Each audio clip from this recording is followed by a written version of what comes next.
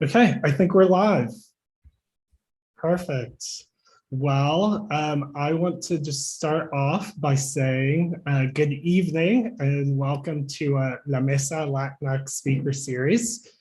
This is our first conversation in the series, and I think we're live. Okay, I'm getting an echo. Technical difficulties. I want to just start off. There we go. It happens. Sorry, I know. It always happens. So let's start over. Welcome to La Mesa. It's our first conversation in the series, and I'm really grateful for the help and support I've received in conceiving and vetting and launching this concept. It's not going to be perfect. It already has started off with some imperfections, but nothing is ever perfect at first.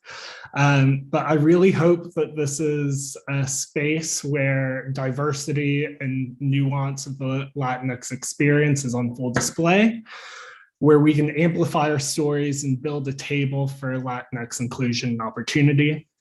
For those of you who don't know me, my name is Alex Guzman. I grew up in rural Virginia, the son of Puerto Rican parents. I often say that our household was its own island, a little Puerto Rico, in the middle of cornfields. I was lucky enough to grow up in a small Spanish-speaking church community where Latinos of various countries, cultures, immigration statuses, social classes formed a tight-knit and supportive community. I was lucky enough to also see how similar our stories and experiences were, how easily any of us could have been on one side of the immigration question or the other, and how language and ethnicity so defined our experiences in the United States. The series is a love letter to that community and to Latinx people vying for the opportunity to be seen. So thank you for joining us. Before we jump in, just a little bit of housekeeping. We're streaming this conversation live on YouTube. I will be monitoring the chat throughout the conversation, and we will answer audience questions at the end. So if you have them, type them into the chat box. Also, if you have comments or feedback, we want to hear them. The speaker series is about amplifying Latinx stories, and if we can do better, we want to do better. Also want to know what stories others would like to hear, which speakers you would like to hear from.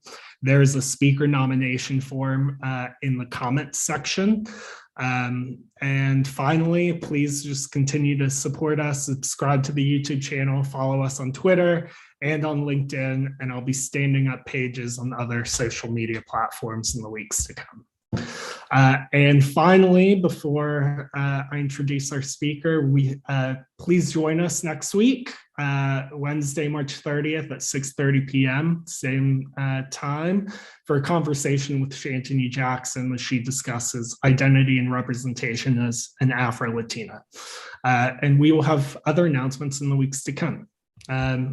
So with that, it is my pleasure to welcome Sabrina Moreno.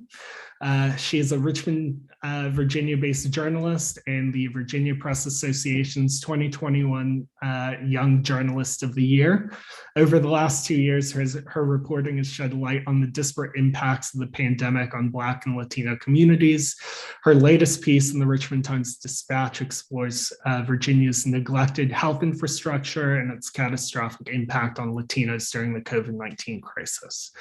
Alongside Mark Robinson, she also covered a story about the living conditions at Southwood Apartments, a majority Latino community on Richmond's South Side that resulted in a housing discrimination inquiry from the Virginia Attorney General. Sabrina is a Latina from Venezuela who grew up in the South. These identities are critical to her reporting. They allow her to uncover stories about Richmond's Latinx communities not often told in the American mainstream. Sabrina, welcome. Hi, thank you so much for having me. I'm excited. Of course. Thank you for being here. Just to start off, why don't you tell us your origin story? Yes, so I was born in Caracas in Venezuela. I always joke that that's like, I was born on the equator because it's really right there. And when I was 4, I always think I was 5, but I found out I was 4. When I moved to Gainesville, that's where my parents learned how to speak English at so University of Florida. Then from there to Tampa, where my dad went to University of Tampa, and then ended up in Miami, and then a little visa mishap kind of prompted us to leave the country. And so I lived abroad in Mexico City and Santiago, Chile for a year, and then back to Miami, and then Miami to Richmond. So that was a big jump, biggest culture shock of my life. And then, but yeah, I've been here ever since. And now I'm a reporter. I'm a COVID reporter at the Richmond Times-Dispatch. And yeah, I'll stop there. That's great. So you moved around a lot when you were young. When was kind of the first time that you realized that maybe you were different from the other people around you, when you realized like, oh, I'm a Latina in contrast to everyone else? Absolutely moving to Virginia. I used to joke that I didn't know that I was Hispanic until I moved here. Because I mean, in Miami, it's like, honestly, like a 50-50 chance that you're running into a Hispanic, and you walk in and the language is probably going to be Spanish. Owners are going to introduce themselves in Spanish. Like, it's like, yeah. But then moving to, so I moved to Short Pump in Henrico County. And that was when I realized that I was Hispanic, I was a Latina. And I remember there was this shirt that I was so proud of from when I graduated, like 5th grade. And it had all of the names of people in my class and people who graduated the 5th grade. And I was so proud of that shirt. And I wore it to my class in Short Pump Middle School. And here I am thinking it's the coolest shirt. And then everyone kept like laughing at what the names were, because they were all Hispanic names, and they're like, who's named that, like, and making these jokes. And I'd get called Mexican in the hallways, and just a lot of very like anti-immigrant jokes. And I remember like getting so angry at being called Mexican, because I'm like, I'm a Venezuelan, and like in Florida, that's very often like how like you don't say like I'm Hispanic, I'm Latina. We also don't say that back in Latin America. You're like, oh, I'm Caraqueña, I'm Colombian, and so that was, I didn't really understand how to navigate that. And I think it's interesting being the age that I was, because you want to fit in so badly, and you want to have all these friends, and and most people around me were they were white, blonde Americans. So it was interesting to navigate. And my brother was 5 years older, and so he was 17. And we had very different experiences, because he went to Deep Run straight from the get-go, which that is also an experience in and of itself. And then my parents, like navigating this, and not really being around Latinos anymore. And Virginia was also very green. Miami is not. It's just lights. But yeah, biggest culture shock of my life. I would definitely say that. Yeah. How do you remember you and your family navigating that time, and kind of being, one of a few, if not the only Latinos where you were? I feel like I didn't have the language or the words at that time to like really, I feel like I didn't understand why people treated us differently. And I think like, and I remember, like translating for my parents, being at the grocery store, and my parents would say something, and the clerk just like looks at them, or like, or even me, who does not have an accent in English. Like I still remember this random time that I went to Maymont, and I asked someone who worked there, like, oh, like, where's the bathroom? And they looked at me like they didn't understand me. And I was like, oh, like the lavatory, like thinking of like other words. And then he was like, I can't understand you. Like, are you speaking English? Like, blah, blah, blah, blah, blah. And I'm like, and then my friend who was a white American, is a white American. literally said the same sentence. And then he's like, oh, it's over there. And I was just so confused. I feel like I was so confused. And I remember just being like, what is it? Or like, and I feel like then you grow up and then you kind of recognize that like the fetishization of Latinas, and like there's very specific like language people use. And I feel like up until recently, I really feel like my parents and my brother and I navigated it very differently, because like they were around people at work, but that's still not like, but it wasn't like those work people had to be their friends. And then like my brother and I were in school around so many people, and also wanting to have friends and wanting to fit in and wanting to do all of these things. So I feel like we navigated it differently. I feel like for me, I definitely just craved like the proximity to whiteness. And so like in college, like dyeing my hair blonde and like having this like identity crisis, and really distancing myself from it as much as I could. And which is like one of the greatest sources of shame for me. And yeah, and I think then I made friends who were Hispanic, and it was like the sigh of relief. And now like I'm so proud to be Latina. I'm so proud to you know, to be Venezuelan in a way that I definitely don't think maybe I was in middle school and high school or even college. Yeah. There's so much that at least I can relate to in what you just said. My parents were trying to learn English when I was a kid. And so some things I didn't realize I was mispronouncing out in the English speaking world because I'd only ever heard my mom say them at home. So for example, we used to put cheese whiz on everything, but it was, you know, in the house it was cheese whiz. Yeah.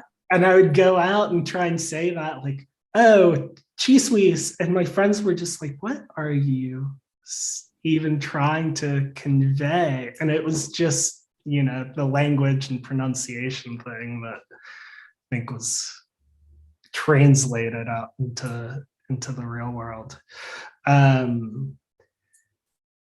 How was there a time where you felt like you were vying for that like Latin connection? When was the moment that you realized maybe I'm trying too hard to fit in, or I'm obscuring parts of my identity or parts of my experience? I feel like there was certain things I did at like every stage. I remember in middle school, I would wake up at like 5 in the morning to straighten my hair because I noticed that all the girls at school had straight hair, and I assumed that like there'd be like random things. Like I used to have like curly Sue curls, and it's funny because coming from Miami, it was like gops of like what's it called, of gel, and like I like had Ed Hardy like things, and like, and in Miami, like I remember my friends wore really bright clothing and things like that.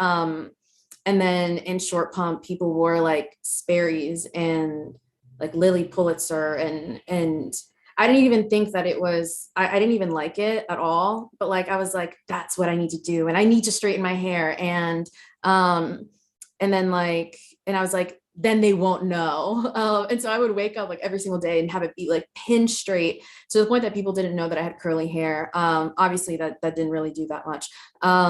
Or like when I started wearing makeup, getting foundation that was like shades lighter, so I wouldn't look as tan. And then in college, dyeing my hair blonde. So I feel like it was all very like aesthetic things, like very superficial things. And also the blonde fried my hair is black. So yeah, and I think it's and like looking back now, it's just like it's such a like internalized hatred that I didn't understand that's what it was at the time. I just thought that I would be treated better, and I feel like I didn't understand that that's what I was doing at the time. Like I did on a level, but yeah, and then I think in college there was a Latino Student Alliance, and I had people who were in it who like came up to me and they're like, "Oh my God, you should absolutely join," and like things like that. And my mom was like, "Yeah, you should. Like that's so great. Like it's like." And I remember in my head I was like, "Absolutely not. Like I'm not doing that because that means that I would like." I can't hide anything and then people will know and like and I was really pushing that like I was really pushing away like being an immigrant and being Latina. And that is one of my biggest regrets. Like absolutely one of my greatest shames is just that. And then what switched it was I think a lot of moments led up to this, but I think a moment that is like very seared into my brain is the 2016 election. I was in college at that point, and I still remember the morning after. And what's wild about this is that the election was called like in the very early morning, like 2 a.m., 2, 3 a.m., something like that. And then the next day at JMU, like JMU has I went to James Madison University, and the quad is like I don't know what an equivalent would be, but like UVA has the lawn and like, or VCU has Monroe Park. So it's like a very like central part, and it has these stones that make up the quad. And the entire thing was filled with just extremely racist, extremely xenophobic, misogynistic things, like telling immigrants to go back to where they came from, that they're not wanted here. The N-word was put on buildings, like saying that all immigrants are rapists, thieves, thugs, like that they're not wanted here. And it took JMU a week to remove that. And I just remember, like I had friends who didn't understand like why that upset me so much. And it's just like everywhere, like so many of my classes were on the quad, and you could just see it. And it's like you turn and it was just like this thing about how immigrants are,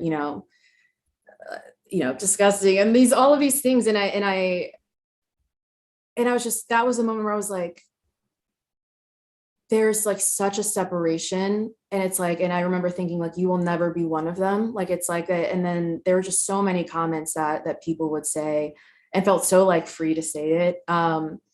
And the people who had my back were not, in my experience, the white blondes who I wanted to look like at the time because of that internalized xenophobia and yeah. And so I think that was a huge moment for me. And then when I graduated, I realized like how much I missed being around like Latinos. And I always say that it was kind of like a selfish thing that I did to just want to report on Latino communities, to feel like that was something I could do to be around Latinos and to feel like I had that around me. And it really did help, especially in Richmond. But yeah. Yeah, that's really powerful. Let's jump into your career as a journalist then. You say it's selfish, but you're reporting on Latino issues, even though, correct me if I'm wrong, you were hired to be a health reporter. Is that right? So not exactly. I was initially an intern at the Times-Dispatch, and then I was kind of general assignment because I started right when the pandemic began. And we have these things called beats, which is like the topics that we cover. And I did not have a defined beat. I just remember being like, I know that Latinos and immigrants are going to be among the most impacted in this, and literally just hunted down the stories and I just wanted to. And I think also for me, those first few months, which I feel like I haven't had the chance to like process it, but like those first few months were just like, I remember just so many like Latinos were hospitalized. I would get calls from my parents all the time, or like it got to the point that like every time my parents called, I was like, oh my God, like who is it? Like who is it? And it was such a different experience from like a lot of people around me. And I think looking back, I feel like I wanted to write about this so much because I wanted to like almost be around people who understood and like understood that grief, you know, especially like I have family back in Venezuela, I have family that's across, you know, the world. And then it was just like back to back, like family being infected, family dying, family being hospitalized, and like and you just like don't have the time to register it. And so but I was general assignment technically, but I focused a lot on like Latino communities and health disparities, and then officially became like the COVID reporter, because it was kind of spread across like different beats. I became like the lead COVID reporter in like November 2020, and I've been here ever since with that title. But yeah. Yeah, as one of the few Latino reporters in Virginia, do you feel a special kind of responsibility? Yes, and I think that's unfortunate, because I think that a lot of the times, and not sometimes we put that on ourselves, sometimes we feel like it's put on us in the industry, but like to kind of be like, it's like you're Latino, so like, you know, you're pigeonholed into only writing about Latino issues, when like we are capable of writing about everything. But I think Mel, who covers the governor and is the other Latina in the newsroom, she actually said this to me the other day, where she was like, you know, I really feel like you were the right person at the right place at the right time, and that like I was like meant to be here to do this. And I thought that was really beautiful that she said that to me, because I feel like I didn't think about it that way. But I think that it was disappointing to be on calls with like reporters across Virginia with national outlets. And it would just be a bunch of reporters, and I would be the only Latina on the call, and the only person who like mentioned disparities. It was really disappointing. It really hurt, honestly. And I think I remember I'm pretty sure if you were to listen back to those recordings, like when the call ends, I'm just like, how did no one mention this? And I think like and so often when the reporters who are mentioning it are the Black and Latino reporters, the Asian reporters, the Indigenous reporter, like you know, and it's the trans reporter asking about trans issues, it's the disabled reporter asking about disability issues. And it's like, these are things that are across every single topic. And it is really unfortunate because that responsibility, we feel like it is on us, because it is a burden sometimes, because one person cannot be responsible for an entire community or even an entire neighborhood. To cover them, there just has to be so many more of us. I think we'll get to that point, and I think I'm excited to see it. But it is, you notice the difference in what people care about, and on a level it makes sense, because it's like, I care about Latinos because, I care about immigrants because I am one. So I instinctively think about how it's going to impact, my communities. I wish that everyone did, but we'll get there. And there's been really great reporting here, but I definitely noticed that. Yeah. What does it take to get to that point, do you think? I really think it's a long-term game, and that's not really popular among workplaces, right? Because it's like, we need this now.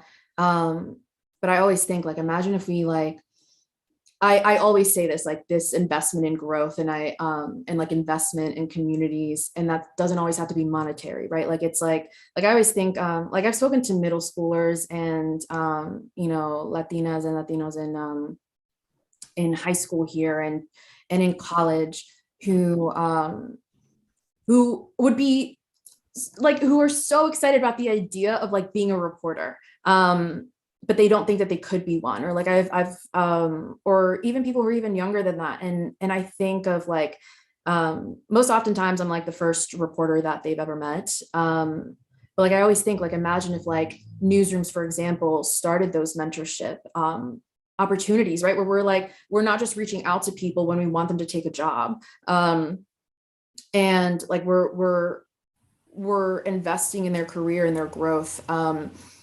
Like imagine if we did that from from when they're in middle school, and we follow them when they're in high school. We're there as a resource. So then they would want to be at, their hometown newsroom, for example. And I also think, I also believe, one, salary transparency. If you have a bilingual reporter, pay bilingual reporters their worth. It is a wild amount of work that not everyone in the newsroom is doing.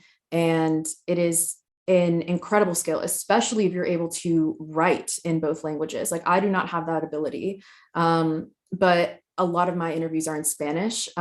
Translating that over is a lot. It takes time. But it's like, I think if I feel, and I'm thinking for me, if I was looking at a place, and I was looking to get a job somewhere, I immediately see how many Latinos are on staff. I have a rule that I'm not going to be the only Latino in the room. That is just a hard rule that I have, because being the first is not a great feeling. And I also always want to know, what resources are you putting forth to being there for the communities, to be, and again, that investment in communities. And so I think like it's such a long-term game, but it's like it's paying people what they're worth, investing in people's growth and careers, and not just when you want something from them. And also the representation in stories. I also look at that too. Like if I'm looking at a place and I'm like, maybe I'll apply here, and we're talking about news, I'm absolutely going to look at like how they write about things, because that's huge. And if I were to see a place that doesn't represent people, and when the only coverage about Latinos is when someone is killed, or when they or when someone commits a crime, I probably wouldn't want to work there. And so and that's only like scraping the surface. I think newsrooms and journalism, this industry has so far to go. That's like the scratching part. Yeah. Do you have any role models in the industry? Oh, I have a lot. I read a lot. I mean, of course, we've talked about this before, but I mean, like Maria Hinojosa. I mean, her being just seeing her career, and seeing her, like hearing her speak. And I think that is a woman who, like that, she just gets me so excited about what journalism can be. And that she's genuinely a reason that I thought I could actually like be a reporter. Because oftentimes like you could think of so many white male reporters, and you don't instinctively think of like Latino reporters, Latina reporters, Latinx reporters, like, and that is disappointing. And I know that that's going to change. I also think Esme Bermudez at the LA Times, I still remember I reached out to her when I was just an intern, and she covers Latino communities for the LA Times, and I loved her work. And I was just like, how do you do this? Like how, like, and she hopped on the phone with me and we spoke for an hour, and she gave me so many tips, and just because she wanted to. And I think, and that was a huge reminder to me that no matter at what stage you are in your career, there's always someone that you can help, someone that you can be there for, be a mentor for, like, and that's on a huge level. There's so many people I'm thinking about. Jessica Contreras at the Washington Post, who is also like a great human being, and her stories are incredible. Like that's someone who, like, if I'm stuck on something, I always want to read her work. On the local level, well, Kenya's now in Atlanta, but always Kenya. Katie Evans, Michael Paul Williams, like they're so, and Mel. I mean, like Mel is an incredible human being, and I don't know if she knows how much I admire her. Or maybe sometimes I say it too much, but like, but you know, she was technically, and don't quote me on this, but I'm pretty sure she was the first like Latina reporter at the RTD for almost a decade. And then I was the second one, and then we have Chris Suarez, who's a great human being as well. And then we're the three Latino reporters, and then we have Rafa, who's on the design desk. But oh, I could go on and on. I read way too much, and I feel like yeah, I idolize a lot of people in this industry. There's some really great reporters here. Yeah, but well, thank you for shouting them out, because I think they also deserve to be read and spread. Kind of going back to your work though, there, you know, I spoke about some of your reporting. I was rereading the article from a few weeks back on how decades of inaction failed Virginia's Latinas during COVID.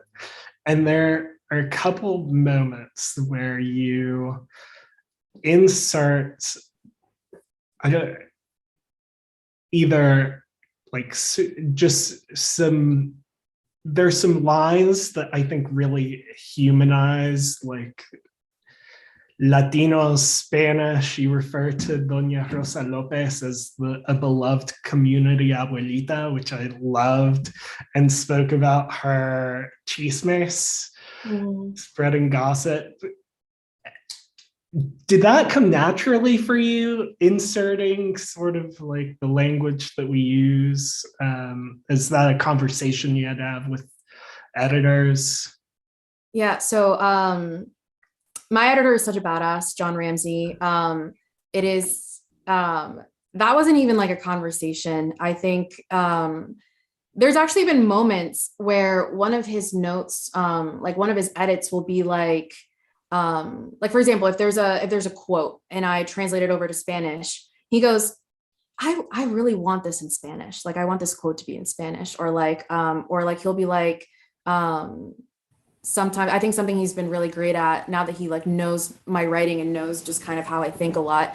There's been edits where he's like, you know, if we're talking it through and he's like, I feel like you're holding back here on like what you really want to say. And a lot of the times it is the characterization of Latino communities. I think something I have struggled with is that, you know, our subscriber base is predominantly older, white, more conservative. And and this is a really common thing across the industry, where you kind of feel like you have to explain to people who don't know about Latinos, like what and who Latinos are, what they do. And I sometimes fall back into the trap. And I think there's times that that I think that, and I think the best, Katie Evans says this to me. She'll be like, just remember like who you're writing for. And I think that really helps. And it's like, yeah, and there's so many more things. I honestly wish that I put more in, because I think what I really wanted to do, like I didn't, and I try doing this. Of course I make mistakes, but I want people to see Latinos as more than just what they're going through. Like they're not, and also Latinos is such a wide breadth of people, right? In Southwood, you know, we have, you know, people from Guatemala, El Salvador, like, you know, Honduras, like that's going to be a very different culture than it would be Venezuelans or Colombians, like even within a country, right? So it's like Latinos is such an umbrella term. But oftentimes in news, Latinos are, there's a very stereotype of them. And I think the things I wanted to lean away from was that concept of us being fragile and not knowing, you know, like I don't know, as if we were not surviving already, and as if we need our handheld, or like as if or oftentimes we fall into the whole, oh, Latinos are hardworking, that's why it's okay if they have rights, because they're hard workers who contribute to the economy. And that's so problematic, and it's like they're not even humans. And I think about that a lot. And like when I met Doña Rosa, I met her a few years ago. And it really was like talking to like my abuelita, and it's so, and I wanted people to like feel that. And there's so much more about her that is not in this. But I wanted people to be like, wow, I wish I could meet her. And yeah, she is so funny too. And yeah, she's more than what she's gone through, and she's a hilarious person. So yeah, I wanted that to shine through. Yeah. What are the stories and the takeaways that you want the general reading public to be able to take away when they read one of your pieces about Latinos in Richmond?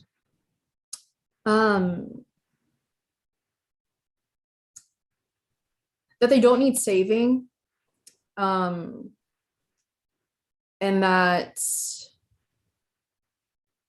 in my experience, when we're talking about like Latinos in Richmond, Latinos in Richmond are often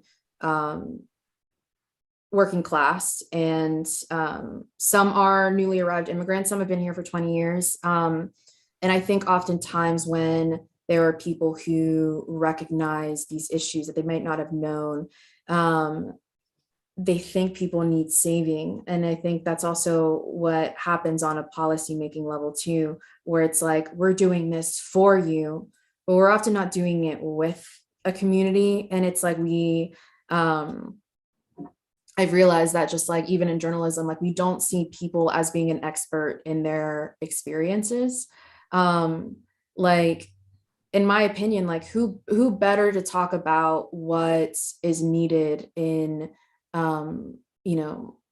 in disability advocacy for immigrants than an immigrant who's navigating a disability. And what better person to talk about language access than the person who experiences the lack of it. And so I hope that people take away that this community is empowering itself, that it's relied on each other.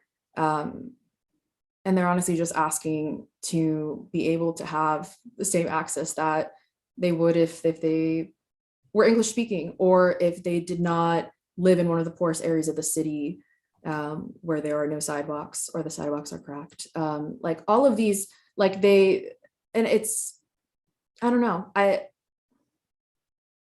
don't know. I hope they care about this community, and some people will not. They're often in my inbox. But then I just think like, I'm not writing for those people. Yeah, definitely. How do you handle the haters in the inbox? I just send them straight to the trash. There you go. It used to bother me more, but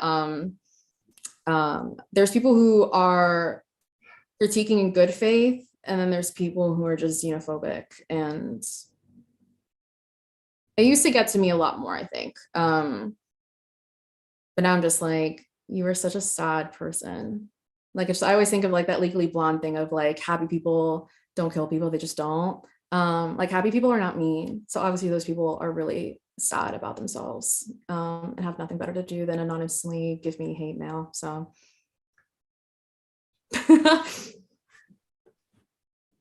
amen to that.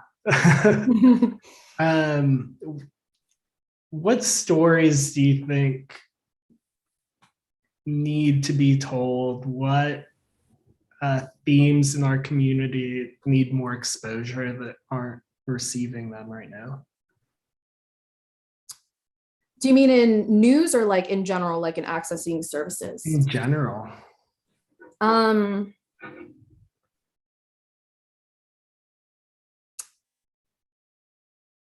I actually like what you said when you first came to me about this, where you told me like people often talk about this imaginary table and having how we need to have people at them, and then you're like, but why not just build our own table? I really like that, and I feel like that is like the core of everything of what I'm about to say, is that one, I hope that we get to a point where decisions that will impact Black communities, Latino communities, Indigenous communities, that the people who are making those decisions are also the people who are the ones who are most impacted by them. I hope we get to a point that like, I don't even have to talk about language access because it's just the standard.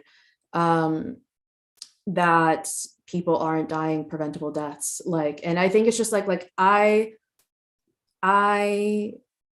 want people to realize that like these people are a part of your community. They go to their kids go to your school, they work alongside you. And I think what's been really cool to see, especially recently, and definitely shout out to New Virginia Majority, like Elena Camacho and Claudia Arevalo, like I've seen them just empower residents and residents I've met, 2 years ago. And then I see them now and it's completely different. And they're standing up for themselves and they're, calling in community members and, like this and this happened and they're marching into the office and like, or it's like, they heard this happen at school, they're calling the school. And it's like, I think one of the worst things is this assumption that Latinos just don't care. There is a very strong fear that is there, but like I've heard in these past 2 years, I've heard Latino parents don't care about their kids' education. They don't, they're selfish. They don't care about coming to school board, but then school board isn't in Spanish. That accessibility, like I hope that we get to a point where people realize it is not Latinos caring. It is not, and this goes for so many racial and ethnic groups. And like, it's the access. Like, it's so easy to say that someone doesn't care because it's so much easier to do that than to say, than to be like, oh, yeah, we have to actually address the accessibility issues. I feel like I lost track. I feel pretty strongly about this. Yeah, no, it's the law, right?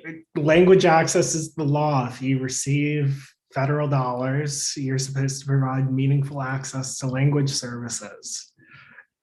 And I think that often gets lost in this conversation too. There's a responsibility on the side of school boards, city and county governments to actually provide language access. And at least from my perspective, when I think about my parents and my grandparents, Puerto Ricans are born US citizens. My parents didn't speak English when they got here. My grandparents lived stateside for at least 30 years and never spoke English. And so if that is happening to, US citizens, regardless of how they immigrated here, how's that translating to those who are undocumented when their children might be US citizens? How, it's frustrating. Yeah, and I always think it's funny, not like haha funny, but just like roll your eyes funny when people are like, learn the language. Like the United States doesn't have an official language. And also, like, I'm pretty sure if you were to go to a panaderia in Miami, the language is Spanish, and the people who are saying the language definitely don't speak Spanish. I think about that all the time. And like in Florida, like my parents told me, like, registering for school, like you literally get the things in all the languages. Like it's like it was immediate. It wasn't like someone had to ask for it. Like I've been in Richmond and literally at City Hall where a family doesn't speak Spanish and they're not offered an interpreter. Like I've had to translate at vaccination clinics. I've translated at testing sites. I've helped a mom figure out what school her daughter is zoned for. Like it's like, and that is not my job. And I just do that because I hear them speaking Spanish and I see that there's no one else around who's speaking Spanish. They're not offered an interpreter. Or sometimes like an interpreter is there, but then it's like one interpreter for the dozens of people who are going through. And that's really tough too. And, it's becoming nightfall, but, Yeah, I think it's, and I think something that is unfortunate on the flip side with agencies, one, the Office of Civil Rights on a federal and state level is very poorly funded. The oversight is very poorly funded. Knowing how to file a civil rights complaint is very confusing. It's also hard to prove. And oftentimes, who's going to be the lawyer on it? Who's going to be paying that lawyer? And there's only so many pro bono ones. So I think it's what's it called? An unfunded mandate. So like technically it is federal law, but then there's no money behind it, as if doing these things won't cost anything. And then there's no guidelines. And so I think that is where I also feel for agencies who might be trying.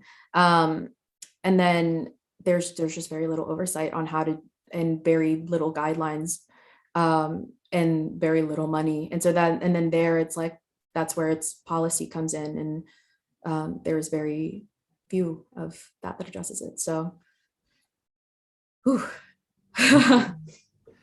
well, what do you think are the opportunities if it's an unfunded mandate, if we can't expect, or if local governments are going to take their time in addressing the language access? What opportunities are there for us to provide access to information to those communities? We even, like you said, you are a Latino reporter, you speak Spanish, but writing is, not necessarily in your toolkit, and it's not in a lot of our toolkits as Latinos who grew up in the States. What are the opportunities to be able to disseminate that access to information? That's a really great question. I think about that a lot in places like Richmond, where we used to have so much Spanish media here. And I think about this a lot when we're talking about misinformation. Like we often say like we need to combat misinformation, and there's not as much talk about bringing quality information to people, and we act as if there aren't people already doing that. Like we have so many nonprofit organizations, so many organizations that just came up through the pandemic because there was finally funding available for them to do those jobs, who are working to do that, who are bringing this information, and information in their language. But there's still just not enough. And I think like there's the supporting of those organizations, volunteering to help those organizations. But that's also like a Band-Aid, because I think from what I've heard so much of from people on so many like of these levels is that at the core of this, they're fighting policies that they didn't create. They're trying to fill the holes and the gaps that these policies just sprung wide open, or the lack of those policies sprung wide open.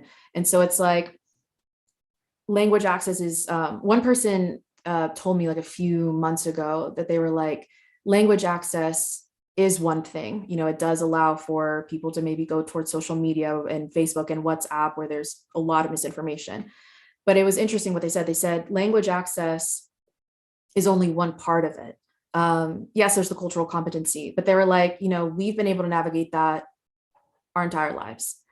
But like, why don't we talk about what happens when you get through the door and you're treated differently still? Like it's, you don't get offered the same level of services.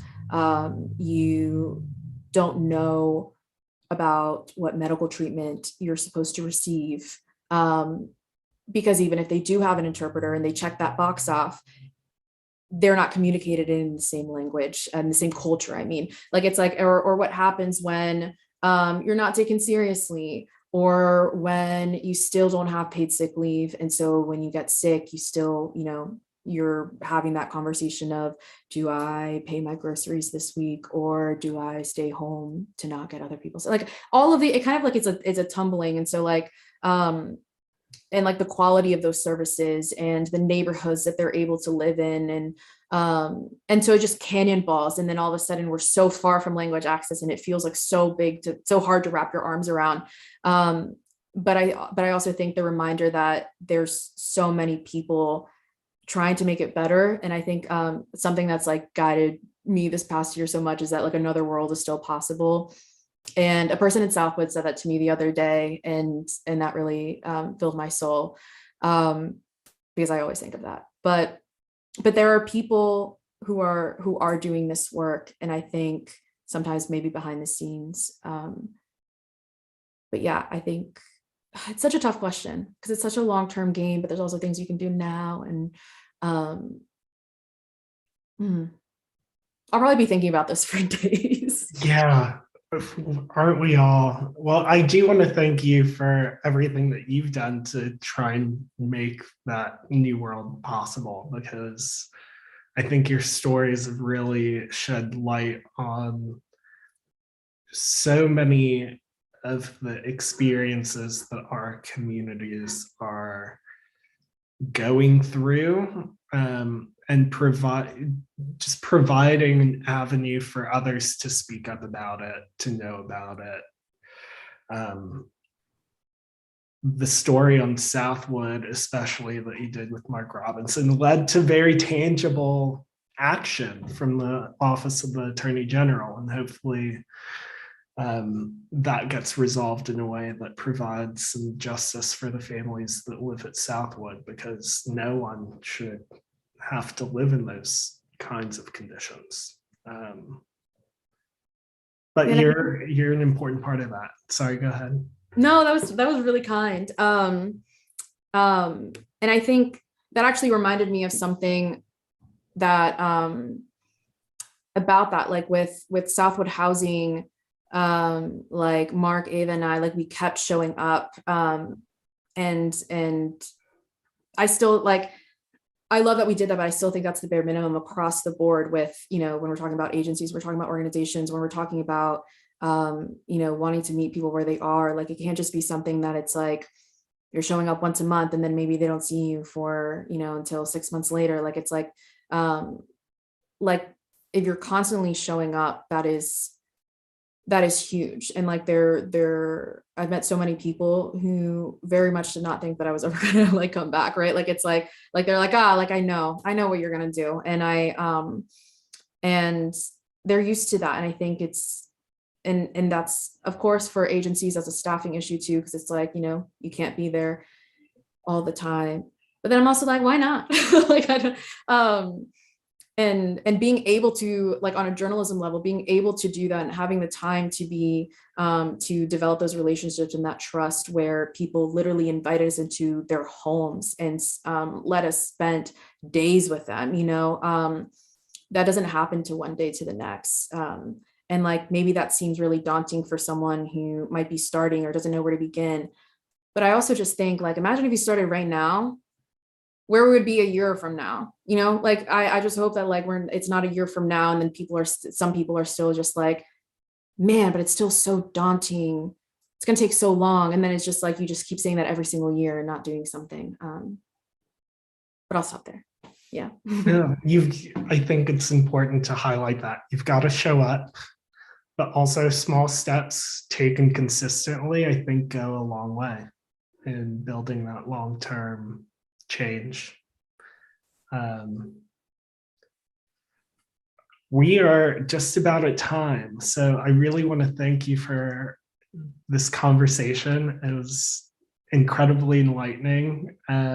There's so much more that I think we could speak about, and so maybe we'll have to have you back. My final question, and this La Mesa is about building a table of inclusion for everyone. And I'll just highlight this by saying that I get really irked, especially in Richmond, but generally most places, when I see our food being gentrified and appropriated. And I think there's so many amazing Latin-owned restaurants that really deserve our love, our money, our attention, our stomachs. So last question is, what's your favorite food and a local place that you can get it? So I'm Venezuelan. So I have to say arepas, and that is my comfort food as well. So arepas, absolutely. Since most people cannot be at my parents' house, I think my parents make the absolute best arepas. Bocata, which is, they used to have a place on Walmsley, and now they're in Short Pump. They're amazing. The owner, Edwin, is amazing. And yes, like, get the arepas, get the cachapa, which is I hate saying this, but I feel like it's the closest thing. It's like a corn-based pancake kind of thing, but it's so much better. Get the tequeños, and that place is so good. So I would say bocata, but also if you like pupusas, Pupuseria El Salvadoreño, which is on Midlow Turnpike. That is my go-to pupusa place. Yes. There we go. Or homemade pupusas at Southwood. Those are also very, very good. At Southwood? Yeah, I think Southwood has the best pupusas. But yeah, Pupuseria El Salvadoreño is also very good. What about you? What would you recommend to people? Oh, geez. So there aren't Puerto Rican restaurants in the Richmond region, unfortunately. There is a Puerto Rican bakery in Colonial Heights that's got some really good pastelillos de guayaba. It's like puff pastry. Oh, I've had them. Guava filling. Yeah, very good.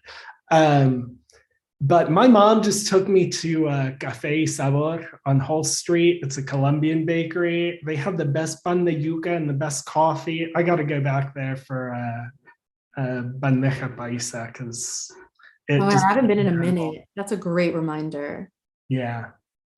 Ooh, I hope you compile that. I could use a list, because I want to check those off. Well, I'm asking everyone who comes on. So perfect. I think the next, maybe after a few of these sessions, we can all have like a little networking hour at Bocata or one of these places. That would be awesome. That'd be incredible. Yes. Yeah. Well, thank you so much for having me. Yeah, thank you. This has been great. I did not see any questions, so darn it. But this will be up on YouTube, and please follow Sabrina on Twitter. What are you at? I should probably check that. At Sabrina A. Moreno, Moreno, and then another O. I apologize in advance for my recent Harry Styles tweets. He announced a new album today, and that just that's my like one celebrity I'm like obsessed with. No need to apologize. But yeah, thanks for having me. Great, thank you all so much, and we will see you all hopefully on March 30th for go Shantany. Shantany Jackson. All right, until next time, adios. Right. Ciao.